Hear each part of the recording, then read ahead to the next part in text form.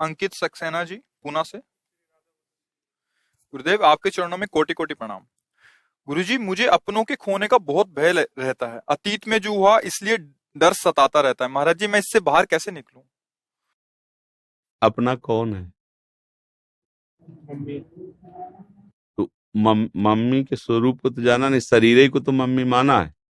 नहीं, ये पहले नहीं था किसी का शरीर, और ये तो पक्का है बाद में किसी का नहीं रहेगा। तो बीच में जितना तारीख और तिथि और समय है उतना ही रहेगा भैया। अब चाहे तुम इसे भगवान को गाली दो और चाहे उनकी जय जयकार करो, इससे कोई मतलब नहीं है। ये ऑफिस केवल टाइम के लिए है बस। जितना तुम्हें टाइम दिया गया है उसी इतने इस ऑफिस में रहोगे। नहीं, ये ऐसी ऑफिस है कि तुम्हारा टाइम खत्म होते ही इस ऑफिस को भी नष्ट कर दिया जाएगा, तुमको भी हटा दिया जाएगा, इसका अस्तित्व मिटा दिया जाएगा। ये ऐसी सरकारी ऑफिस है, इसका सबसे पहला काम होगा इसको मिटा देना। नहीं होता? जहां ट्रांसफर हुआ ऑफिसर का तो उसकी ऑफिस पहले नष्ट की जाती है। तो इसमें परेशान क्या होना है, तो जाना ही भैया। इसी यही बात हमारे मन में आई थी बचपन में, जब हम कक्षा 5 में पढ़ते थे। तो हमें यही बात आई कि अम्मा मर जाएंगी, पिताजी भी मर जाएंगे, यार कोई भी यहाँ टिकाऊ नहीं, सब मरने वाले हैं। अब पूर्व का ऐसा कुछ था तो हमको टिकने नहीं देना था, इसलिए लगा कि हम किससे अपनापन करें। यार सब कोई नष्ट होने वाला, कभी भी कोई मर सकता है। कोई तो ऐसा होना चाहिए जिससे हम प्यार करें और वो सदैव हमारे पास रहे। तब एक रास्ता निकला कि एकमात्र भगवान के सिवा और कोई ऐसा नहीं। 11 वर्ष में तो घर छोड़ दिए थे, भाग पड़े थे भगवान की तरफ। तो अगर ये बात आपको चुभ रही है कि कोई अपना नहीं, अपनों से वियोग ही होगा, तो ऐसे अपने हैं श्यामा श्याम, पकड़ के देख लो, कभी अनंत काल में भी वियोग नहीं होगा, क्योंकि वो अविनाशी है और तुम भी अविनाशी हो। तुम्हारा शरीर विनाशी है, तुम अविनाशी हो। अगर अविनाशी श्यामा श्याम को अपना मान लो, जो चाहो मान लो, वो तो बड़े कृपालु है। कोई उनको बहन मानता है, कोई बेटी मानता है, कोई स्वामिनी मानता है, प्रभु को कोई सखा मानता है, कोई पिता मानता है, कोई पति मानता है, कांता भाव गोपीजन प्रीतम। ये ऐसे कृपालु कि इनको जो चाहो मान लो, पर इनको मान लो। अगर इनको मान लो तो ये प्रश्न खत्म हो जाएगा कि अपनों के बिछुड़ने से, और यहाँ कोई अपना नहीं, सपना है सब। पता नहीं कब तक ये शरीर है, इसका कोई भरोसा नहीं। अभी आप गेट के बाहर रहेंगे कि नहीं रहेंगे, कोई भरोसा नहीं। अभी हम जो बोल रहे हैं अगला शब्द बोल पाएंगे कि नहीं, इसका भी भरोसा नहीं। ढेर पानी का बुलबुला किस समय फूट जाए, इसका कोई भरोसा। अब क्या प्यार करे यहाँ। यहाँ तो अज्ञान की दशा में नहीं कहते कि हम जन्म जन्म का हमारा आपका संबंध है। किसका संबंध है जन्म जन्म का? बोले हमारा आपका संबंध है। ना तुम अपने को जानते हो ना उसको जानते हो, तो संबंधी कैसे हो गए? तुम शरीर को जानते हो, शरीर तो कुछ वर्षों वाला है, अभी मिट जाएगा, तो संबंध किसका रहा? बोले झूठा आदमी बोल रहा है। नहीं कहते लोग कि हमारा आपका तो जन्म जन्म का संबंध। जन्म जन्म का संबंध हमारा आपका नहीं है, हमारा आपका है। आपका ले ये शरीर जो है ना, ये जन्म जन्म के संबंधी ले। पिछले जन्म में भी माता पिता पत्नी पुत्र परिवार रहा, कहां हमें याद है? अरे इसी जन्म में माता के गर्भ में 9 महीने रहे, कुछ पता है हमें क्या हालचाल थे हमारे? लभी नहीं पता। तो फिर हम कैसे कहें कि कोई हमारा हो सकता है? कोई नहीं हो सकता।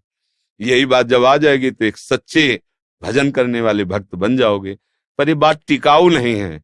जहां कोई गले में हाथ डाल के बोला आपसे कि मैं आपसे बहुत प्यार करता हूं या करती हूं, तो सब भूल जाएगा। तो लगे कोई तो मिला अपना।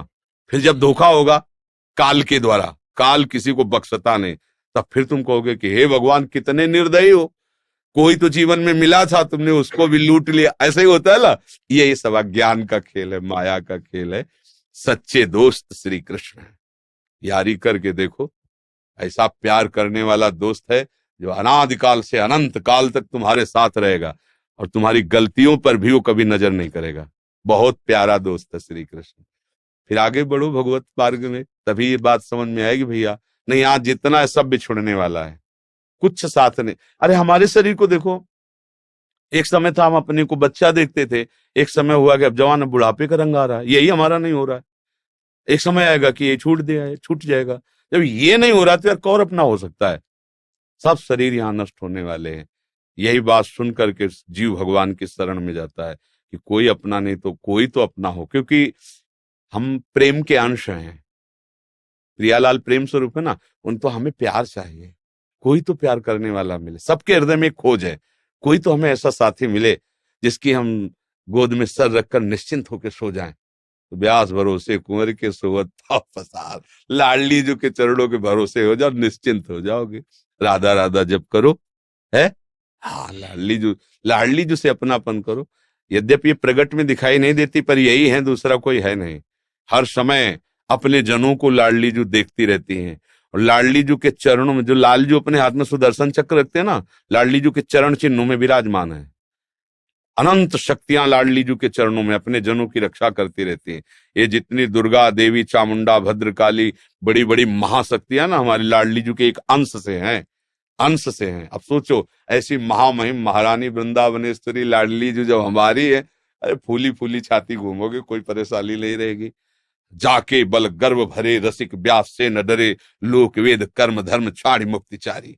जिसके अभिमान में हर समय फूले रहते हैं हमारे माई श्यामाजू को राज।